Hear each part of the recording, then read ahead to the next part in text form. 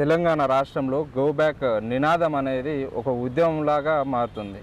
So దీనిపైన మీ స్పందన ఏంటి? ఎవరికైనా అభిప్రాయాలు చెప్పుకునేది భావ ప్రకటన స్వేచ్ఛ అనేది భారత రాజ్యాంగం కల్పించింది. అలాగే భారతదేశ పౌరుడైన వ్యక్తి ఏ రాష్ట్రం పోయినా ఎక్కడ పోయినా వ్యాపారాలు చేయొచ్చు, ఉద్యోగాలు చేయొచ్చు, అవి జరిగే అంశాలే. కానీ ఇక్కడ జరుగుతున్న సందర్భం మార్వాడుల మీద ఉన్న ఈ వ్యతిరేకత అనేది కేవలం కొన్ని చెదురుమదురు దాడులు కావచ్చు, గ్రామీణ ప్రాంతాల్లో తెలంగాణ యొక్క సంస్కృతిని నాశనం చేస్తున్నారని, సాంప్రదాయాలను విలువ ఇవ్వట్లే అని చెప్పి అనే ఒక వ్యవస్థ భాగంగా రావడం జరుగుతుంది.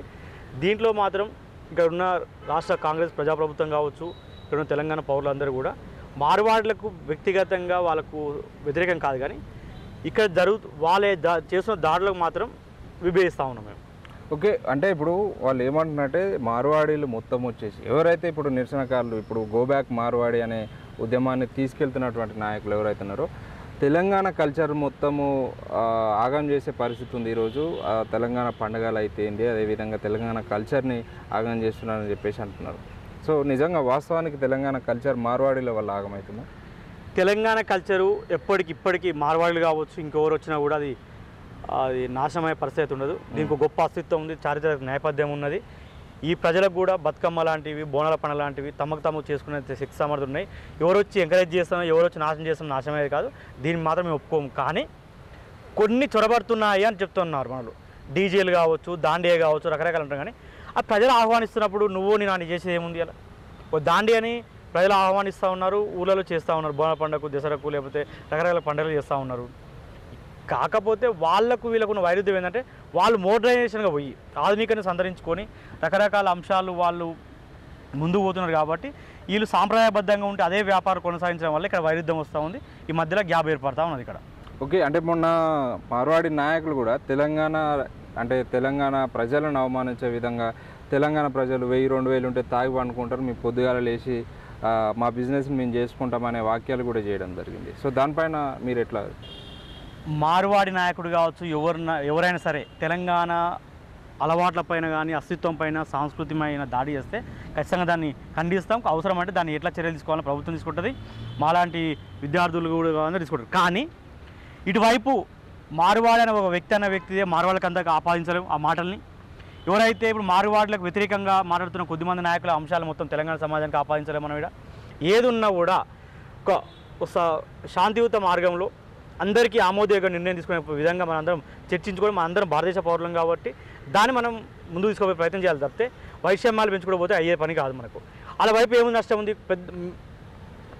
తెలంగాణ వాదులు కావచ్చు, సామాజికవేత్తలు కావచ్చు, మార్వాడుల మీద ఆరోపణలు చేస్తూ ఉన్నది ఏంటంటే వాళ్ళు ఓ జిఎస్టీ కట్టరు, నకిలీ వస్తువులు తీసుకొచ్చి వాళ్ళు బ్రాండింగ్ వాల్యూ వేసి అమ్ముతూ ఉంటారు, వాళ్ళు ఎలాంటి కొద్ది అహం ప్రదర్శిస్తూ ఉంటారు, ఎలాంటి రిటర్న్ తీసుకోరు. ఇవన్నీ అంశాలు ఉన్నాయి, వాస్తవాలే. కానీ ఈ అంశాలను ఏంది మనం గో బ్యాక్ అంటనో లేకపోతే దాడులు చేస్తానో పరిష్కారం అయ్యేది కావు. ఏదైనా కూడా అంశాల పరంగా ఓ ప్రభుత్వ విధానాలు ప్రభుత్వం ఉంటుంది, లేదా ఉంటారు, దాన్ని ప్రూవ్ చేసి వాళ్ళ మీద చర్యలు తీసుకునే ప్రయత్నం చేద్దాం. కానీ మనం ప్రజాస్వామ్య దేశంలో ఉన్నాము, దాడులు కావచ్చు, గో బ్యాక్ అనే నినాదాలు కరెక్ట్ కాదని మా అభిప్రాయం. ఓకే, అంటే వీళ్ళ వల్ల మొత్తం ఏదైతే మార్వాడీల వల్ల మా వ్యవస్థ మొత్తం దెబ్బతింటుంది, మా వ్యాపారం మొత్తం నష్టపోతుందని చెప్పేసి పెద్ద మొత్తంలో నిన్న కోమట్లో మొత్తం హైదరాబాద్ నగర ప్రాంతంలో భారీ ర్యాలీ చేపట్టారు. సో అంటే ఇప్పుడు మీరు ఒక తెలంగాణ యువకుడుగా తెలంగాణ కోమట్లే ఈరోజు ర్యాలీ తీసినటువంటి పరిస్థితి ఉంది మార్వాడులకు వ్యతిరేకంగా. సో దాన్ని తెలంగాణ కోమట్ల పరిస్థితిని మనం ఏ విధంగా చూడవచ్చు? ఈరోజు ఖచ్చితంగా అది మంచి ఆహ్వానించే పరిణామం, శుభ పరిణామంగా వయసులు తీసుకోవడం ముఖ్య పరిణామం. ఎందుకంటే మేజర్గా తెలంగాణ ప్రాంతంలో పెద్ద పెద్ద వ్యాపారాలు చేసే మాత్రం కోమట్లు, వయసులు. సో వాళ్ళు చేస్తే దీనికి ఒకటి ఉంటుంది. వాస్తవం చెప్పాలంటే గ్రామీణ ప్రాంతాల్లో కూడా కుల సామాజిక వర్గ సమస్యలలో కూడా మన వల్ల కూడా లోపాలు ఉన్నాయి. ఇవాళ ఒక ఎస్సీ పెడితే బీసీ కొనడు, బీసీ పెడితే ఇంకో వర్గం కొనదు, లేకపోతే ఆ కాలనీలో ఉంటే ఆ కాలనీకి వెళ్ళి పోయి ఇంకో దగ్గర షాపుకి పోయి కొంటారు. మళ్ళీ ఇంకోటి ఏంటి, మన వాళ్ళు కూడా మన షాపులలో కూడా అన్ని ఎవరైతే ఆ ప్రజలకు ఆ సమూహాలకు ఏమైతే అవసరాలు ఉంటాయో నిత్యావసర సరుకులు కావచ్చు, లేకపోతే ఎలక్ట్రికల్ సామాజిక కావచ్చు, రకరకాల ఏ ఉన్నా కూడా వీళ్ళు అందుబాటులో లేకపోవడం వల్ల కూడా అవసరాలే కదా మనిషిని తీసుకుపోయేది, ఆ అవసరాల కోసం పక్క వాళ్ళ కాడికి కూడా జరుగుతూ ఉన్నారు. ఓకే, ఏదైతే కేంద్ర మంత్రి బండి సంజయ్ చేసినటువంటి వాక్యాలు అంటే గో బ్యాక్ మార్వాడి అనే ఉద్యమం హిందువులను చీల్చడమే లక్ష్యంగా పెట్టుకున్నటువంటి నినాదం ఇది. దీన్ని చేయడం వల్ల హిందువులు నష్టపోతామని అంటున్నారు. అంటే వాస్తవానికి మార్వాడీలే హిందువుల తెలంగాణ ఇప్పుడు దీన్ని వ్యతిరేకించే వాళ్ళు కూడా హిందువులే ఉన్నారు కదా తెలంగాణలో. అంటే మార్వాడీలే హిందువుల జాబితాలోకి వస్తారా? బండి సంజయ్ వ్యాఖ్యలు ఏ విధంగా చూడొచ్చు మనం? బండి సంజయ్ వ్యాఖ్యలు కావచ్చు, బీజేపీ వ్యాఖ్యలు కావచ్చు, పెద్ద పట్టించుకోవాల్సిన అవసరం లేదు. ఎందుకంటే వాళ్ళ దగ్గర సబ్జెక్ట్ ఉండదు, కనీస అవగాహన ఉండదు. ప్రతి ఒక్కటి హిందూ ముస్లిం. అసలు హిందూ అంటే ఎవరు? ఇలా తెలంగాణ ప్రాంతంలో ఉన్న యాదవులు, ముస్లింలు, గౌడ్లు కావచ్చు, లేదా పద్మశాలి కావచ్చు, వైశ్యులు కావచ్చు, వీళ్ళు హిందువులు కదా? ఇంతసేపు ఉన్న హిందూ ముస్లిం పంచాయతీ. మార్వాడీలు అవును, ఈ తెలంగాణ సంస్కృతికి మార్వాడి సంస్కృతి డిఫరెంట్. ఇలా మార్వాడీలు ఓన్ చేసుకుంటారు తెలంగాణ సంస్కృతిని. అది హిందూ సంస్కృతి. బోనాల పండుగ కావచ్చు, నీకు బతుకమ్మ పండుగ కావచ్చు, దసరా పండుగ కావచ్చు, వాళ్ళు చేసుకుంటే ఎంతసేపు ఉన్న వాళ్ళు వ్యాపార దృక్పథంతో చూస్తూ ఉంటారు. ఈ విషయంలో వాళ్ళ వ్యాఖ్యలు పట్టించుకోము మేము, వాళ్ళ వ్యాఖ్యలు పూర్తిగా వ్యతిరేకిస్తాం. ఎందుకంటే ప్రతి దానికి మతం ఎందుకు ఆయన నీకు అర్థం కాదు. ఇలా నీ మతస్థులే నష్టపోతూ ఉన్నారు కదా. వైశ్యులు హిందువులు కదా, ఇలా వాళ్ళ వ్యాపారం ఎందుకు ఆగమైపోతున్నాయి?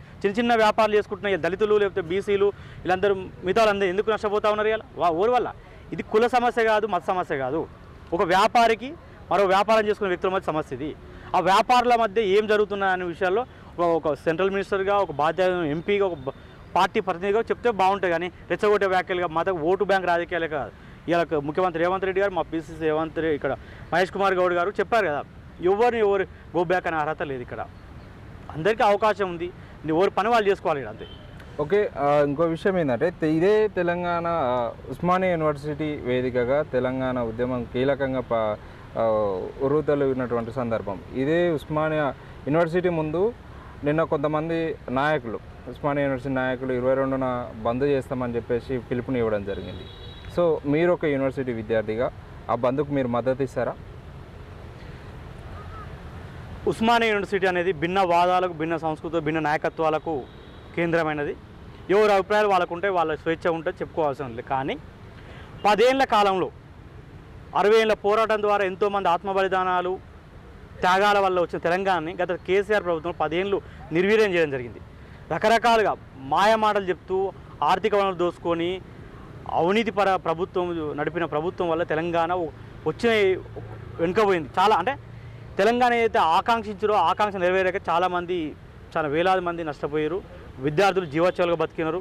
ఎవరు కూడా ఏం స్థితిలో ఉన్నప్పుడు ఈ అందరి తరఫున పోరాడి తెలంగాణలో ప్రజాప్రభుత్వం శాంతియుత, స్వేచ్ఛాయుత వాయులు పిలుచుకొని రేవంత్ రెడ్డి గారి నాయకత్వంలో ప్రభుత్వం నడుస్తూ ఉన్న సందర్భంలో ఇసంటి అలజడులు కానీ, ఇసొంటివి రెచ్చగొట్టే విషయాలు కానీ ఎవరు కూడా యాక్సెప్ట్ చేయరు. ఎందుకంటే అంత లేదు, ఇక్కడ బంధు పెట్టేంత అవసరం లేదు.